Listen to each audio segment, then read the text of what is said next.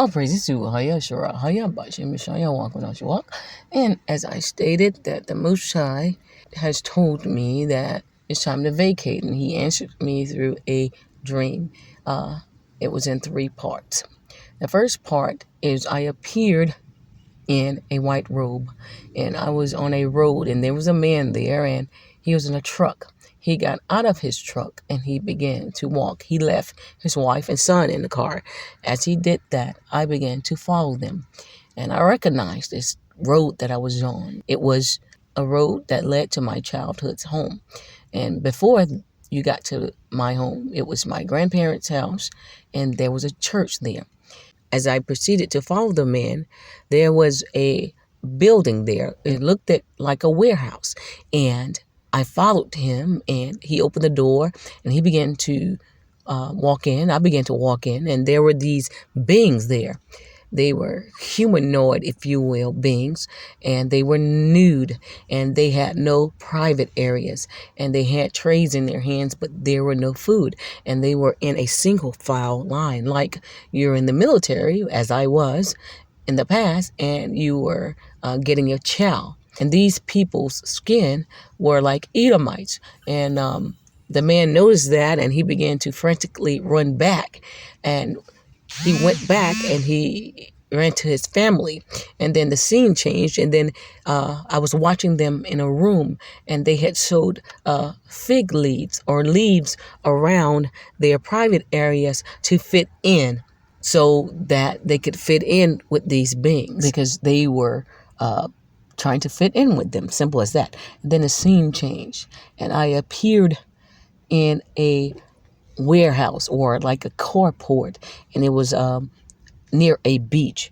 and I was still wearing a white robe, and there was a man there on a couch, and there were people around him. I noticed one female in particular, and the man began to speak from the couch. He said, "You know, when the angels of hell will begin to bomb, people are looking for them as they were." And he said, "They're not going to be as if they were before they fell. They're going to look like how they were when they were chained, balled and chained up like that." And then a woman approached me, and she began to say, "This is what they look like." And she said, "Let me see if I could change my face." And she changed her face. It became dark and elongated, like the so-called gray aliens, if you will, except she was darker. Her skin was darker. And she said that their esophagus goes all the way down to their stomachs like that. And then my mouth dropped, as her mouth dropped, as she transformed into looking like these beings. And then the man called me over to the couch, and he gave me a letter, and I read the letter, and he said, "It's time for you to vacate. It's time for you to go on vacation." And I read the letter, and it said something to do with Florida. I put my head on the man's shoulder, and I said, "Father, but how?" I said, "You want me to go right now?" And he said, "No, they won't let you." And then he said, "The people in your house will make sure," like that. And I said, "Father," and I recognized him. It was none other than the Ancient of Days, Haya Shora, Haya, God himself. Had on a red hat, a white shirt with palm trees on it, and some lightly colored pants, maybe light gray, and some shoes, and a red hat. And I put my head on his shoulder, and I was looking out, of the door there, and then it ended, and he was there when I awoke, and he was speaking to me. So I was in spirit when this was going on. So this was a dream. And I began to ask him questions, and I began to process what was happening. I said, "Surely, Father, you do not want me to go to Florida." I said, "Because you didn't tell me a place." So he was like, "Yes." And so when I went back to sleep, he showed me rising up above the earth in a white robe, and I could see the top of Orion's foot, or Casil in the Hebrew, the constellation, and it was the Rigel, or what you would call the heaven world, one of his feet. You see that? So he was telling me it's time to vacate, to meet Yeshua in the clouds. I was that close to it that I could see the top of it, this particular world, a heaven world. And then the Most High dwelt with me all the way up until now. And I received wisdom, instruction, and understanding from it. Now, the people that was there in the warehouse, these were demons. Half God, half Nephilim. They became Nephilim on the face of the earth, as the book of Enoch tells us.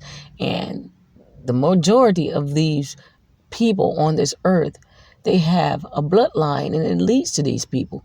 They are the demons of these angels. You see that? They are the half God, half angels, and the Edomites have blended in with them, and they have blended in with the Edomites. And the Messiah is going to give them exactly what they want. You see, your demigods. You see that? And this is what we're seeing that is coming in and out of this realm. You see demons. Now, as far as the woman there, she was an angelic being, a righteous angel, and she began to show me the angels' true nature when they fell. You see that? Look, just like those grades, except dark skin, and she began to, morph her face so I could know what to look for. But I've always said this, and the Most High calls them angels. You see that? He didn't call them demons. He still calls them angels. Why? Because they have a purpose. They serve his purpose. He still calls them angels because they still work for him. You see that? They have just been service to the left-hand side, if you will.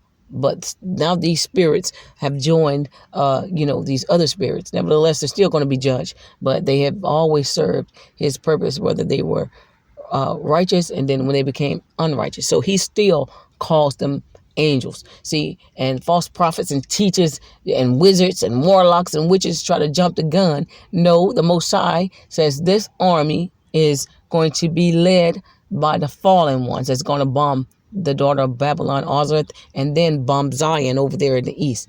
And the Nephilim just simply got to the point where they just blend in. You see that? Especially among these Edomites. Simple as that. So when the time comes, he's telling me, and it's almost here, that it's time for Gad to vacate or to, be at rest. And also, this is why the Nephilim was set up next to a church. You see that? These Nephilim are in charge of your churches. You see that? And they're right next to the church, and they're going to strike them first, as far as I'm concerned. You see that? No. This thing is very close to home and happening, especially to the churches, in your Hebrew camps too. Christians, Hebrews, all religions. So those who have an ear, let them hear what the Spirit is saying. Chicago will be the first of all. Jamestown, Virginia, the last standing. And as always, watch ye therefore and pray always that ye may be accounted worthy to escape all these things that shall come to pass and stand before the Son of Man. And for those who refuse to take part in the tree of life and drink from the foundations of living water, let them be unjust still. And the bride say, come, and the Spirit say, come, and the wife say, come, Yeshua, come, thy kingdom come. Amen.